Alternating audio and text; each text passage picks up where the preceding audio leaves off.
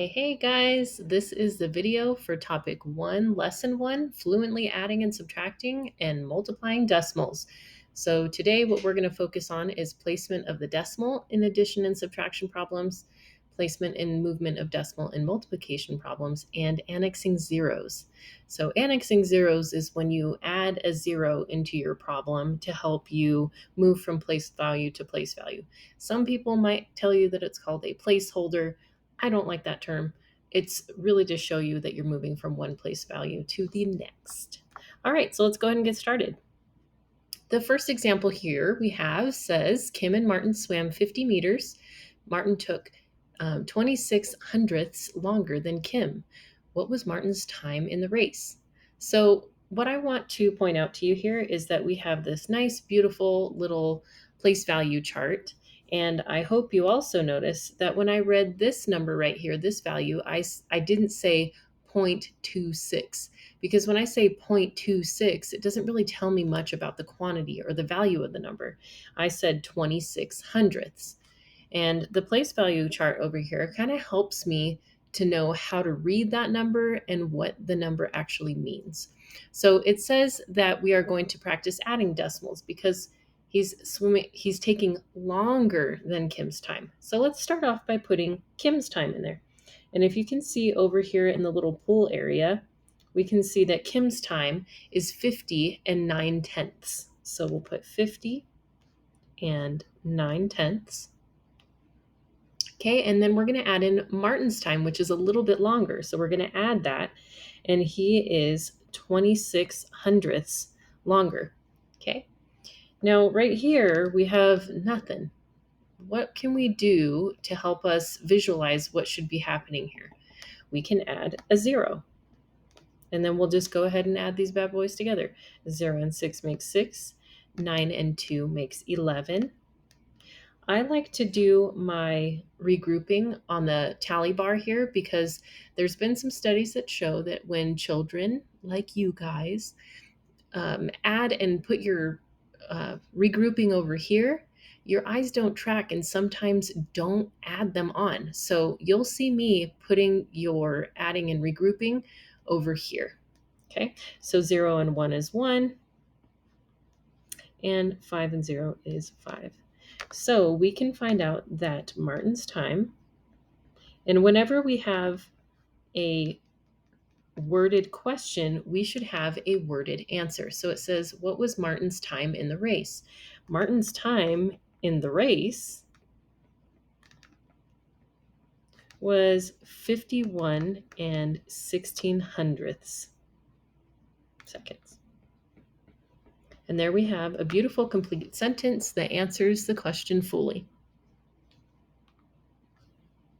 All right. So we have this one. It says Diego and his brother packed suitcases for a trip. Diego's suitcase weighs 45 and 64 hundredths pounds. His brother's suitcase weighs 58 pounds. What is the combined weight of the suitcases? So there's one word that I want to point out to you here. It says combined. So what does it mean when you combine something? It means you're putting it together. So in this one, we're going to put these together. We're going to add them just like we did in the last one. However, I need to put my numbers in the correct place. So I'm going to start off by just putting in this one.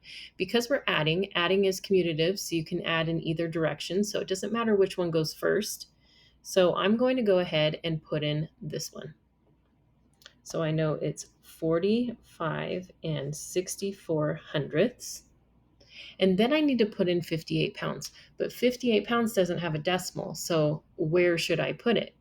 Now, when I'm thinking about it, if it's a whole number, a decimal goes after the number. So we would put 58 hundredths. Or 58 and, nothing. 0 hundredths. Sorry about that. All right, and now that we have that in our place value chart to help us align our decimals, really the point of this place value chart is to show you the value of each number to help you pronounce what the number is, how to say it. And it also is trying to show you that in addition, we are aligning our decimals. We do not do, so I'm going to do the do not do in red.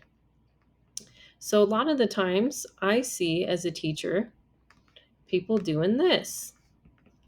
That is not correct because this 58 is a whole number. So it needs to be on this side of the decimal. So it should be over here with this 58. So adding that decimal point shows us that we need to shift it over a little bit. Okay. Then we'd go ahead and add it. We have 4, 6, our decimal point, 5 and 8 is 13. 4 and 5 is 9, plus 1 is 10. And we don't have a hundredths place there, or a hundreds place there, so it's okay to just put the 10. So it's 103 and 64 hundredths. Yay.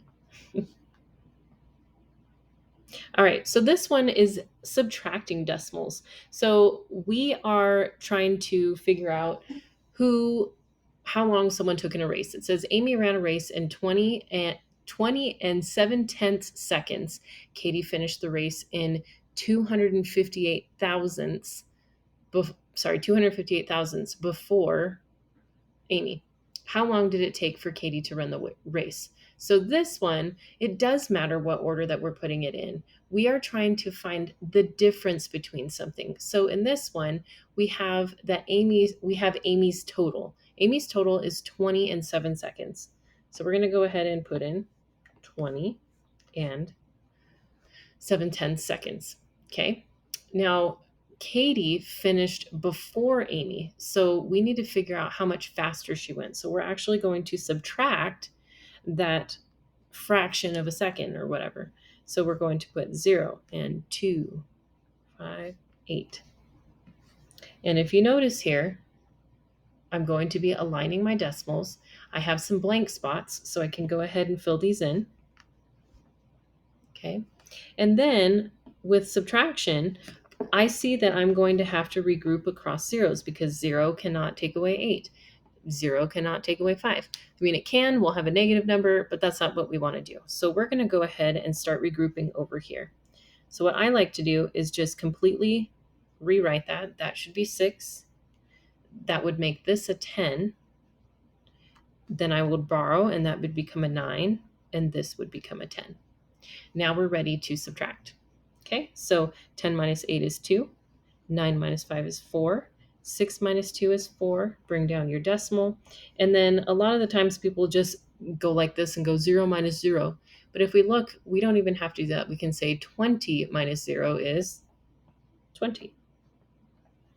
And then we have our answer here.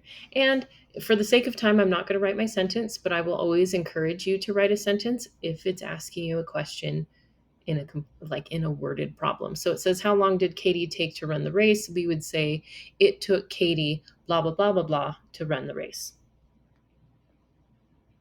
Okay, and this one we are going to multiply. We're doing length times width. So it tells us here, it's a little bit more complicated than what it really is. It tells us area equals length times width. And then we have our two values here. So really what we're multiplying is 2 and 5/10 and 3 and 25 hundredths. So this one, I would say the order, it also is commutative like addition, but it doesn't matter it doesn't matter which way you put it, but I think it's much easier if you put the number that has more digits on top. So it's not necessarily which number's bigger in value, but which one has more digits. So when I look at this one, and let me get a little arrow here for you. So hello, where is it? Okay. This one here, it has 1, 2 digits, and this one has 1, 2, 3 digits. So the number that I would put on the top when multiplying is 3 and 25 hundredths. Okay. I don't need to align these decimals because I'm multiplying. I'm multiplying and then I'll deal with the decimals later. So I'm going to go ahead and just add multiply like normal. 5 and 5 is 25. 12. 5 and 3 is 15 plus 1 is 16. And then before I even think about going to the next row, I'm going to cross these out because I have a second row of multiplication to do, and I don't want to get confused by what's up here. Now, I'm finished with this row, and in order to move to this row, I'm shifting from the tenths place to the ones place. That's where that 0 comes in. It's not a placeholder. It's it's signaling that I'm moving over a whole place value. I'm shifting over by a power of 10. Okay. So here we go. What am I doing here? Okay. 2 times 5, 10. 2 times 2 is 4 plus 1 is 5. 3 times 2 is 6. And then we add our partial products here. So we have 5, 2, 11. And you can see I brought my tally down at the bottom. 6 and 1 is 7, plus 1 more is 8. Now here comes the part where we deal with our decimals.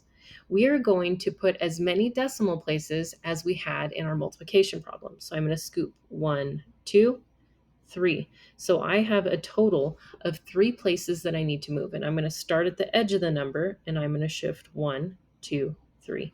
So I have 8 and 125 thousandths. Yay. All right. So I would like you to pause. And actually, you know what? We're going to skip this one. Skip. One of these, I would like you to pause and try on your own. And I'm trusting you that you're pausing and trying on your own. Now, the next one, I want you to do this one. I would like you to pause and try this one. Okay, you don't have to worry about the practice and problem solving. Your assignment for today is on Google Classroom. I expect that you are using nice, beautiful, clean, and organized writing so that you can follow your numbers and that I can follow your numbers. I do have multiplication charts in the room if you'd like to use them. I am not opposed to you using them. If you have any questions, please reach out to me via email, and I'll see you guys at school. Have a great day.